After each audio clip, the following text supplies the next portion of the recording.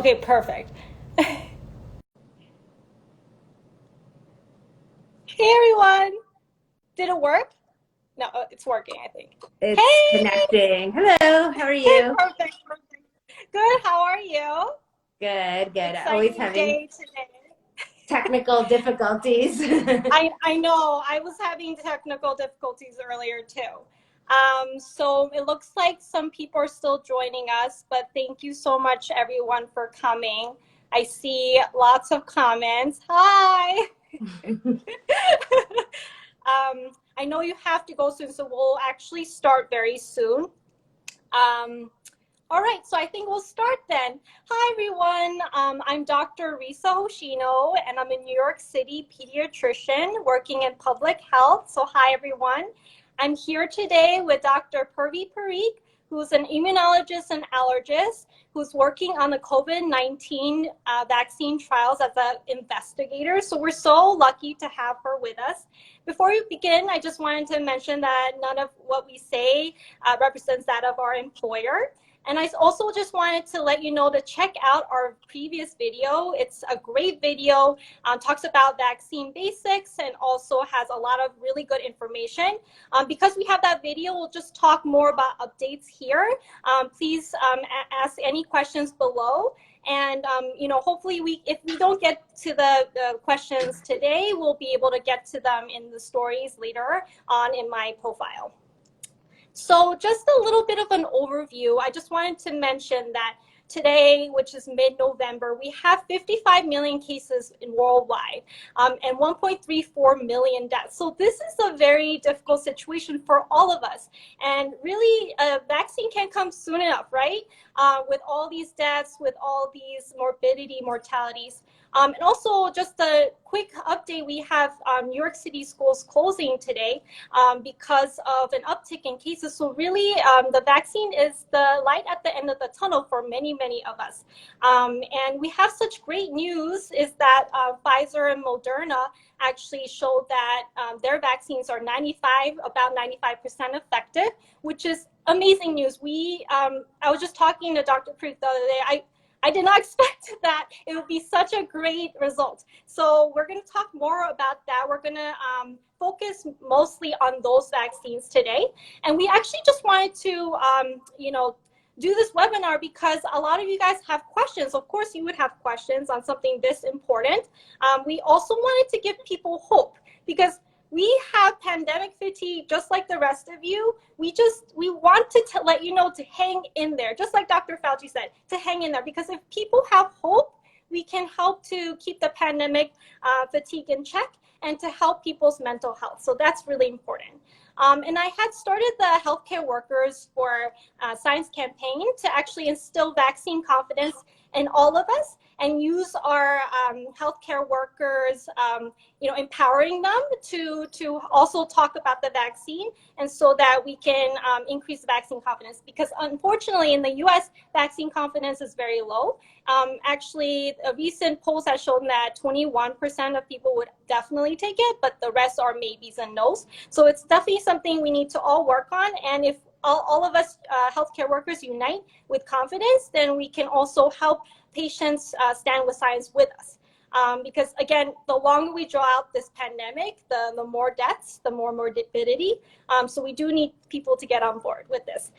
So we got a lot of questions sent in. We'll also be writing down the questions that you guys put in the chat, so we can try to get to them today. If not, we can get to them in a story. So please do that.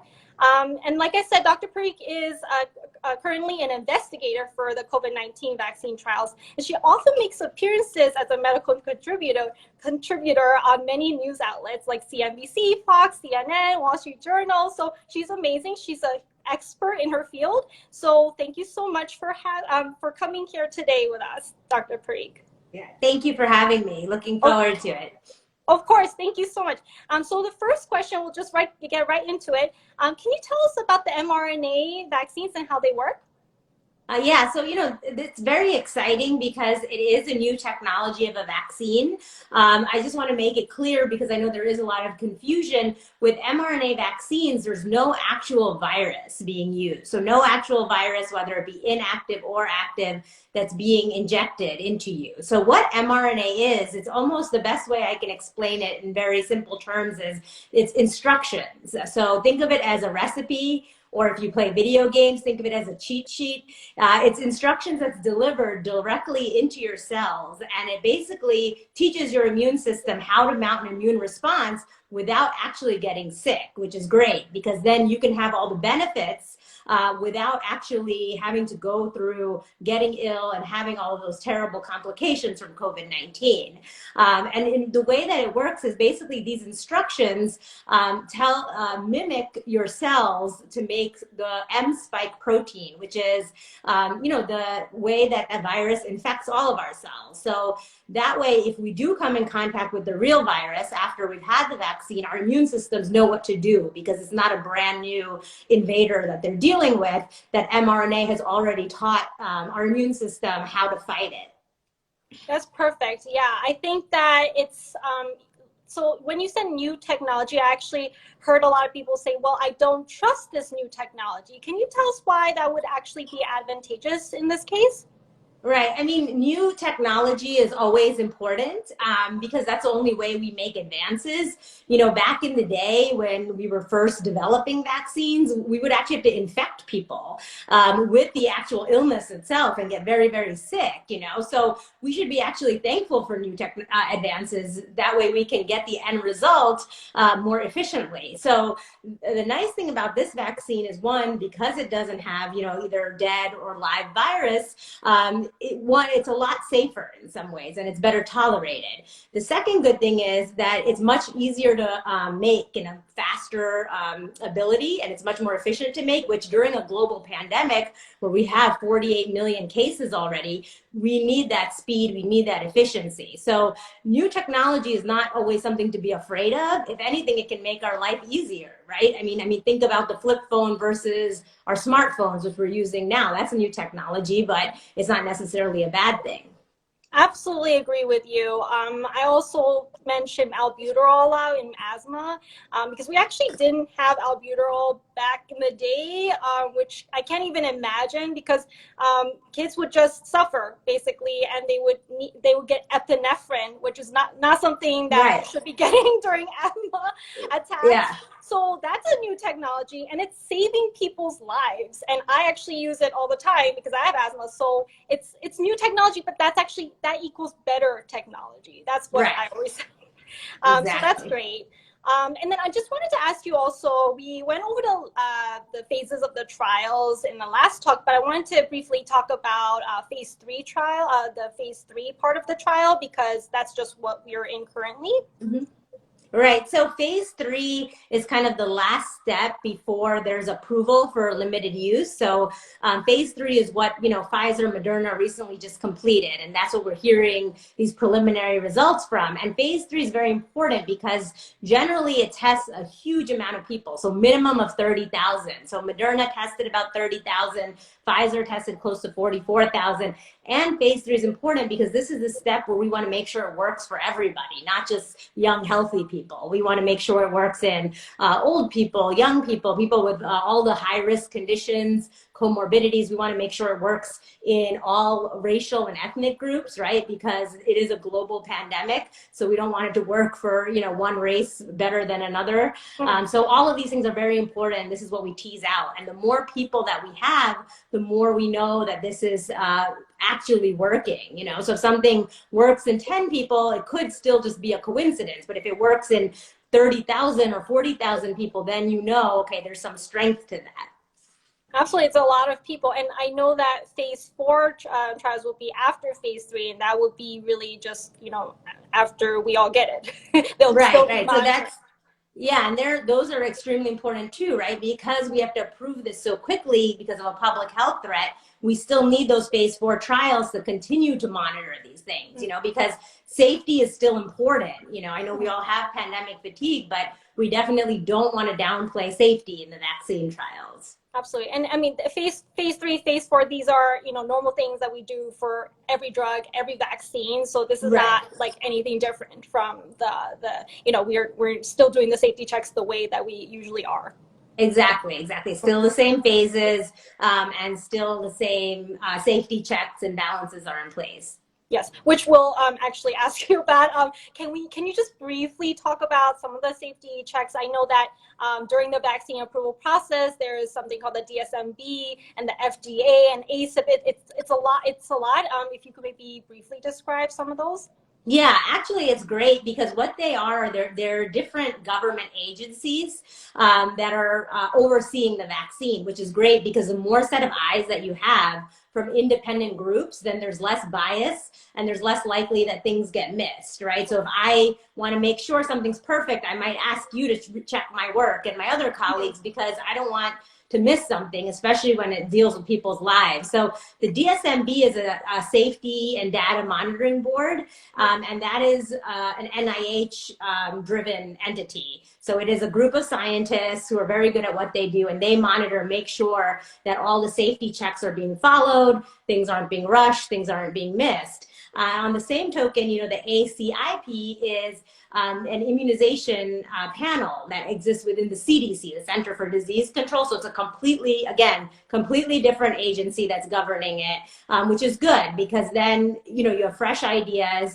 There's no bias within the same agency. And then, of course, the FDA is its own entity, which does its own thorough vetting and process of reviews. And the Food and Drug Administration, the FDA, is the one that finally gives that green light for it to be used, but it won't do so without, the blessing of the ACIP and their recommendations, that Data Safety and Monitoring Board. And then with these vaccines, there's something even more unique. So those three entities exist for many, many years, but with this vaccine, the FDA has actually even asked an completely independent board that's of doctors and scientists that have nothing to do with any of those three agencies, because they want to be so careful that there isn't any bias, any influence. And I know the last time we spoke, there was a lot of worry that this was being rushed through because of the election. And I think it was purposeful that this data was announced after the election. Right. So you could see that it really had nothing to do with that, because even the leader of the free world cannot control when a vaccine comes out, And the other point that I wanted to note that I think I had mentioned last time, I know that these checks and balances are working because the FDA has paused trials in our country for much longer than they've been paused globally. So in September, AstraZeneca was paused because of an event in the UK, and then it resumed in the UK and globally, but it stayed paused in the US until just a week or two ago. So that tells me that, again, they're not easily influenced even by what's going on in the world, let alone our own government. So I'm happy to hear that they're doing their due diligence.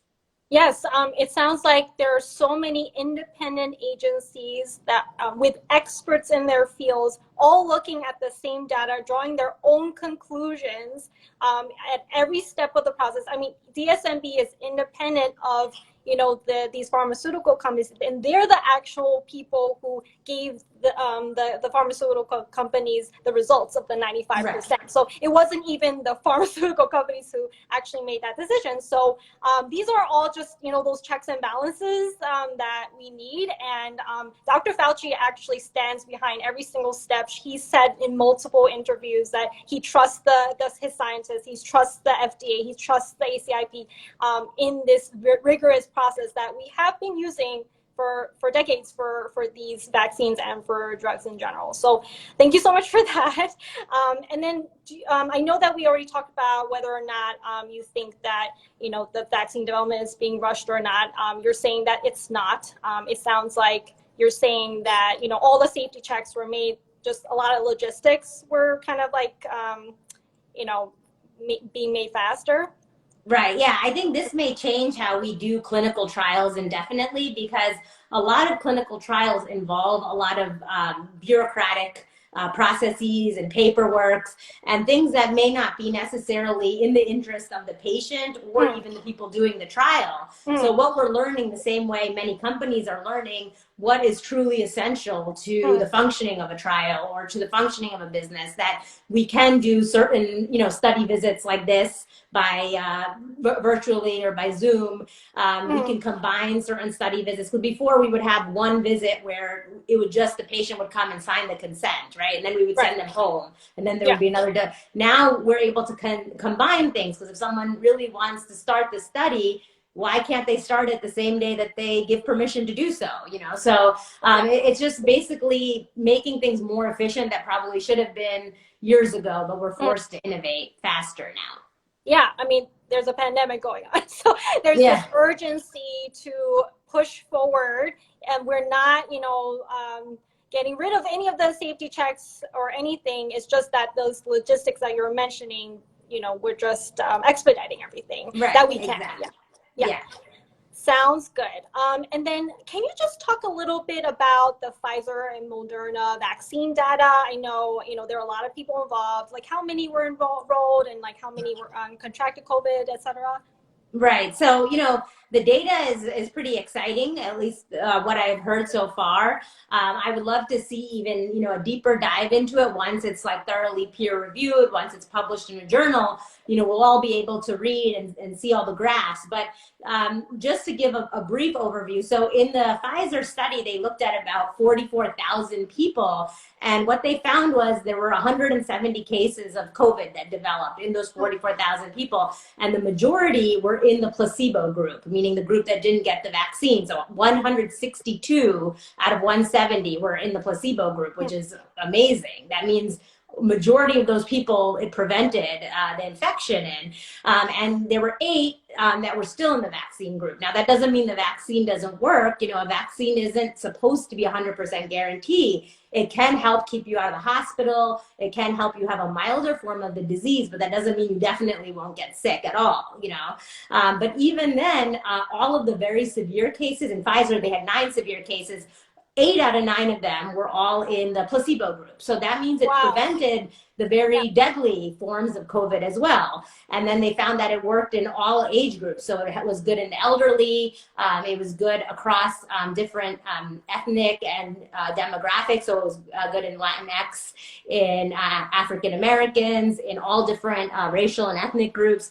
And then on top of that, the exciting thing was that we saw very comparable results in Moderna. So they looked at 30,000 people. They also had about 95 cases. 90 of them, again, were in the placebo group, which is also amazing. We talked about this last time. The flu vaccine is around 40 to 50% effective, and that still saves lives every year. So if you have something that's over 90%, it's very exciting. And Moderna found the same thing, that the severe cases, those that have to be hospitalized in the ICU, were all in the placebo group. There were 11 severe cases. They were all in the placebo group. They also had similar results that, it worked well in elderly over 65. It worked well in people of all different medical problems. So those high-risk groups like hypertension, diabetes, heart disease, lung disease. And Pfizer also found similar findings. So it's very exciting, that we're seeing this. And Moderna also did a great job of testing it in all ethnicities, all racial groups, all of the ages. Now, what's missing, of course, is children and pregnant women, but we're hoping we'll have some more data there, but it's very exciting. And it's very interesting that, both mRNA vaccines, both with very similar results, it's 2 completely different companies. So that's exciting too. That's even double verification this new technology is working. Yeah, that really made me very happy, knowing that they used mRNA technology, but using like the different lipid nanoparticles or whatever, and so, but it looks like they got this pretty much the same result, which is very reassuring. It means that the technology is working, and also the 95% of efficacy. That's on par with childhood vaccines. I mean, that is just I just am very, very happy about it. I mean, like I said before, I really wasn't expecting this. This is huge news. I don't think people realize how big of news it is, because I mean, the flu vaccine, like you said, is only 40 to 50% effective, and yet it does save lives. This will save lives. And anything like the flu vaccine. Right. And the key piece that's missing, of course, is everyone will ask, well, how long will this immunity last? So that is the million-dollar question we don't have the answer to. And that's why this is an ongoing process. But yes, so far, I like the term cautious optimism, that I'm Yes. hoping this is the start, of the beginning of the end, I hope. Yes, yes, I'm very cautiously optimistic as well. And can you just talk a little bit about the side effects that occurred during the Right. trial? So in both studies, they had very similar side effects. The good news that there were no severe or permanent or irreversible side effects in either study. Most were classified as mild or moderate, and the most common things are things that we frequently see with other vaccines. So pain at the injection site, muscle soreness, either at the injection site or even generalized muscle soreness, fatigue, fever were all common. But the good news is even those who did experience these side effects, headache, they all resolved within, 24, 48 hours, and if not a little bit longer than that. And none were, again, permanent. The other good news is in a lot of the studies, especially Moderna, they noted that a lot of the side effects didn't come till the second dose. So it's not like, even though these are both 2 doses, 4 weeks apart, you're not going to be suffering multiple times, even though it's mild or moderate side effects. Most people actually only felt the severe or more serious side effects in the second time. So it's very reassuring. I think I would endure that for something that maybe last 24, 48 hours, and then I'm immune. Absolutely. It sounds doable, kind of like a flu vaccine where I feel a little bit of arm soreness, a little bit of fatigue. Right. And I was wondering also, do you think one of the vaccines is better than the other? Right. So, we can't really say that unless there's another study that's done, what we call a head-to-head study, where people get, half get Pfizer, half get Moderna, and then we see which is better. So it's impossible right now to say if one is better or not, but they do seem very similar, which makes me feel very confident and very happy that, again, they had almost, it seems, identical results. Again, we have to pour through those results more thoroughly once they publish it for the public. But what they're reporting is very, very similar. So that's a good sign, that people will be pretty well off either way, because it seems like all the infections are in the placebo group. Most of the serious cases are all in the placebo group. So, and it's working across all age groups, demographics. So that's very reassuring. Yeah, and it really sounds like it's just the different formulation of the lipids and also just the distribution difficulties that, the facilities that house them will have to go through. I mean, that's from what I got from. Yeah, I mean, I don't know if everyone's aware, but the Pfizer vaccine does have to be stored at very, very cold temperatures. The Moderna one advantage to it is that it can be stored in your regular type of kitchen freezer, negative 20. But Pfizer, I think, has to be down to negative 80. And this is important because not every medical facility is equipped with these deep freezers or with dry ice. So it may cause a little bit of a bottleneck effect on how quickly we can get people vaccinated. But, that's great that we have options, right? So maybe some of the community physicians can have ones that are not needing to be stored at as cold temperatures. I agree. I think that, those are things that we have to think about, but, the community pediatricians and physicians can have maybe the Moderna one that's more stable, and then, the other facilities that can house the Pfizer one can right. Afford that. Yeah. And then also, I know that you had mentioned we don't exactly know how long the immunity will last, but you had mentioned in our previous talk that it may possibly last a year, but I didn't know if that changed.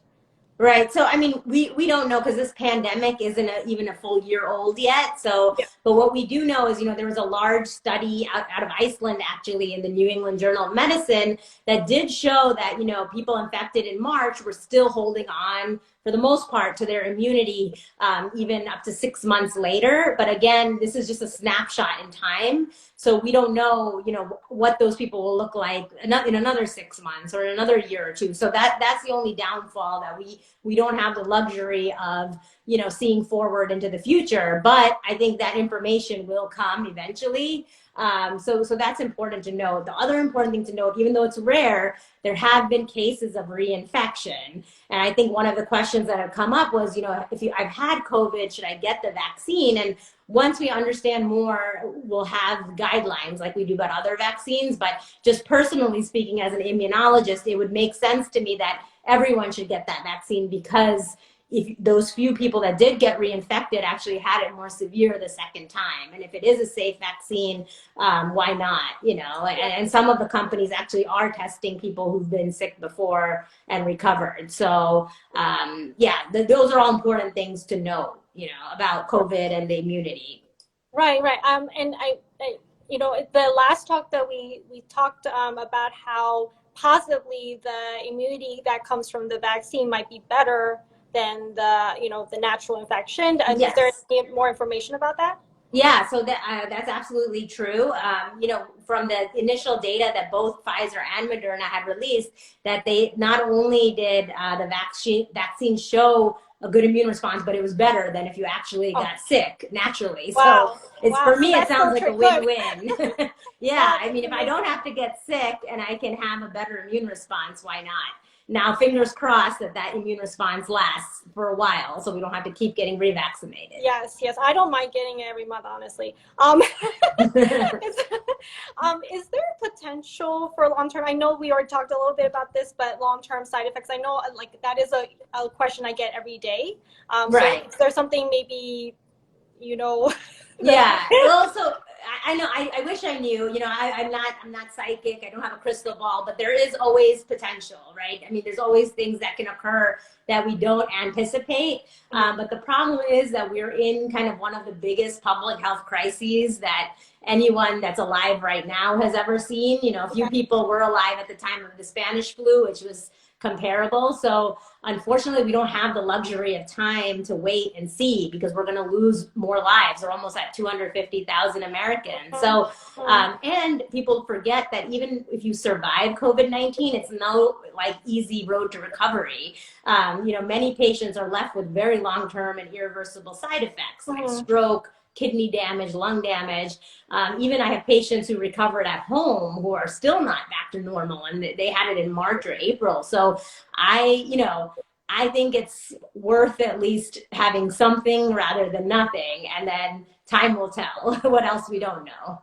I agree with that perspective, because every drug that we take unfortunately has pros and cons. And as a physician, when I prescribe medicines, I always tell my patients the side effects, but I talk about the pros and how they outweigh the cons for those medications. And it saves lives that way, right? So nothing is without side effects, nothing is without risks, but we have to pick our poison.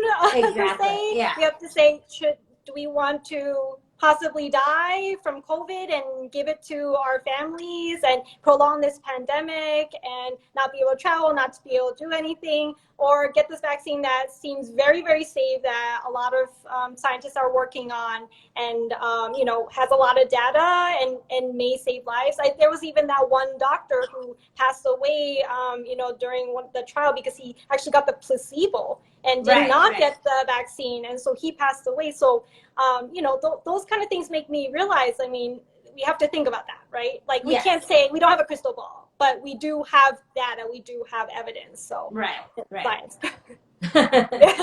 Absolutely. Just a little bit about logistics, if we have some time. When will we have the vaccines available? Right. So, for when we do get the early emergency use authorization, first those high risk and groups will be targeted or given first priority. The reason being is we have limited amount of doses. They're estimating between 50 to 70 million doses, and there's many more people than that need the vaccine. So first will be healthcare workers, elderly, those in those high risk medical conditions. population, so those with hypertension, heart disease, diabetes, chronic lung disease. Also, those people that are in certain high-risk racial and ethnic groups will also get high priority. So the groups, unfortunately, that got hit hardest by COVID-19 were the African-American community, the Latinx community, as well as our Native Americans. So they also will get first priority. And then after that, the vaccine will start to be offered to the general public. But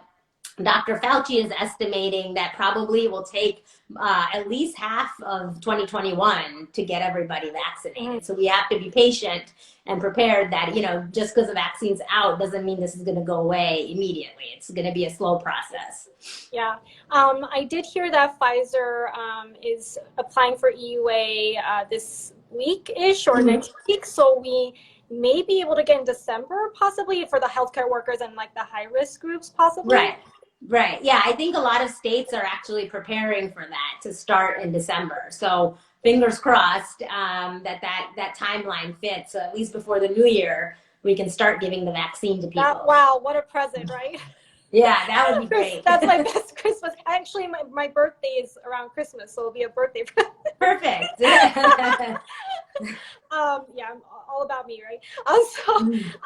When will so do you think that everyone will be able to get it eventually, like the whole world?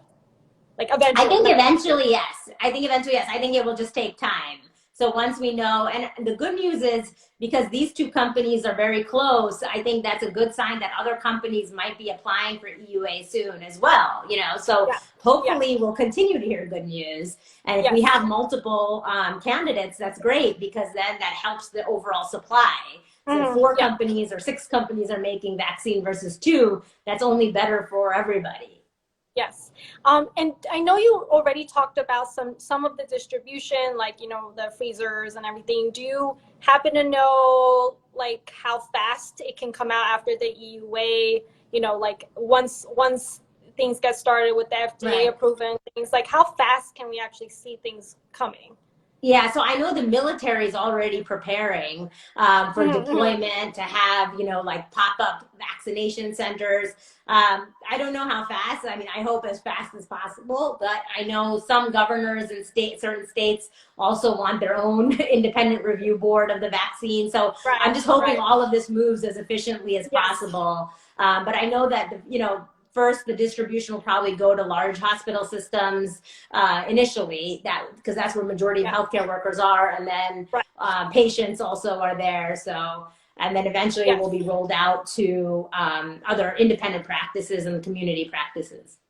Yes, I did see that 60-minute segment about the military. How they're already stockpiling, they're really ready to go. So, you know, I think it'll be pretty fast. I hope so. And then, yeah, me too. So I think you had mentioned this, like how people recover from COVID, and you know, but how long after they recover from COVID do you think that, you know, I don't know if you know the answer, but when to give the vaccine for those people? Yeah, that actually I don't know the answer to. Again, as we get more information and data, we'll probably have very good guidelines too. But, you know, again, because of that risk of reinfection, I think even recovered patients will probably be advised to get it. You know, they probably will give first priority if there's limited doses to people who've never had COVID, of course. And then similar to the flu vaccine or other vaccines, even if you've had the illness, it's still recommended that you receive the vaccine. Yeah. And then this is a really difficult question. Can children and pregnant women get the vaccine once we get EUA? Yeah, so that's a great question. So the good news is companies have already started pediatric trials and started preparing for pediatric trials. So hopefully we'll have good data in children soon because, you know, as you know very well, their immune systems are very different than adults. So it's important that we test it in them first, of course, before vaccinating all of our children. And the same goes for pregnant women. But the thing with pregnant women is I haven't heard of any plans yet for clinical trials in that population. Yet that's a very high risk population of getting any infection, you know, because there are risks to the mom, there's risks to the baby. But I think, you know, we might have to actually even give guidance to pregnant women based on what we know in other women of childbearing age who may not be pregnant just because of that public health risk. Like what you said, it's always a risk benefit analysis, you know. So if the risk of not vaccinating is that high, we may have to start vaccinating, and we'll collect data as we go. So even though we're not specifically studying pregnant women, you know, all these companies are keeping tabs. So if someone becomes pregnant while they're in a clinical trial, that person will be followed, so we can get data on pregnancy. Of course, we're getting data on women of childbearing age who aren't pregnant. So, you know, we're going to have to work with what we have, and hopefully they can even do clinical trials in pregnant women, because I think it's a very, very important population. Yes, and I hope that they will enroll pregnant women. I know that Pfizer already started enrolling children in October, Yes. so Right. at least we have a few kids there. Yeah. Yeah, and then also I had a question that some people ask: Can I stop wearing a mask if I get the vaccine? Yeah, that's a great question. So again, if you know from both of the trials, it wasn't 100% effective, right? There were still people, even in the vaccine group, who got sick. And although you might get less sick, you know, again, a vaccine is no guarantee. So yes, you should still be wearing a mask for the indefinite future. You know, your public health officials will advise you when it's safe to, you know, kind of let your guard down. But for the unforeseeable future, the masking, the social distancing, all those common sense procedures are still important, you know. And especially there's a population, the people I treat with immune deficiencies, who can't respond to vaccines, or cancer patients who also may or may not be able to respond to vaccines. So you're still protecting other people. Yes, absolutely. A lot of kids aren't able to get the vaccines, even some childhood ones as well. So we have to protect them. Right. And last question, I know you have to go. Should I wait to get the vaccine? I have heard from people to wait a year or two. What do you think? So, you know, I would not wait. Personally, I'm speaking for myself and what I'm advising my family members. I think I shared with everyone last time, my parents actually enrolled in one of the clinical trials. I don't know if they got the real thing. I hope they did, now that I'm hearing these results. I think they did. But yeah, I would not wait. We're in the middle of like the biggest public health crisis that any of us have ever seen, and waiting may just put you and the people that you love at risk. But of course, it is a personal decision, and one that you should sit down and make with your physician, if you know how urgent it is for you personally to get the vaccine, you know, because everybody's different. Everyone has different risk profiles. You know, it depends if you're living with your grandmother, or, you know, there's so many factors that go into it. So I personally advise you to get it if there's no reason against it. But, you know, I can't make that decision for you. Of course, yeah. I mean, I, of course, can't make people's decisions, but I also do personally highly recommend that everyone gets the vaccine who can, because again, the longer we prolong this pandemic, the more deaths and morbidity that will occur. So we don't really have the luxury of waiting, unfortunately. I wish we did. I really do wish that. But I want this pandemic to end as much as you. So I think that would be my personal take on it as well. Yeah. But hopefully we were able to give some information, really good information to everyone, so that you can make a good decision for yourself. And, you know, I will definitely take a look at all the questions. You know, later we have no time left, so we'll definitely take a look and answer our stories. So, you know, again, thank you so much, Dr. Purvi Parikh. You're amazing. You're a rock star doctor. Please follow her at Penny Purvi NYC. I'm at Dr. Hoshino. I'll also be posting more updates. We will be doing more of these. So, of course, because, you know, there's just going to be a lot more information once the vaccines come out. So please follow us, and we'll give you more information later. So thank you so much, everyone, for coming.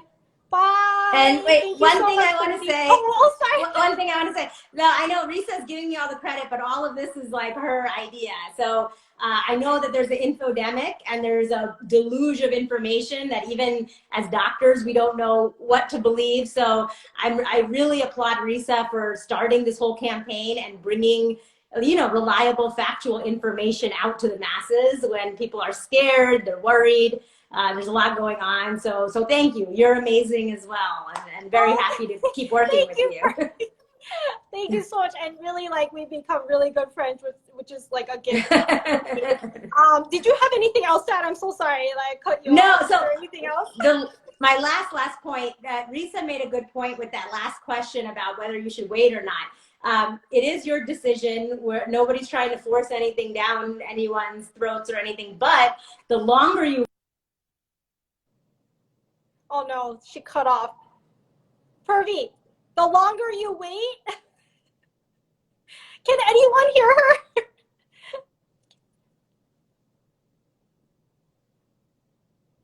We were so good up until this point. Can you hear me? You can hear me? No, I can't hear you.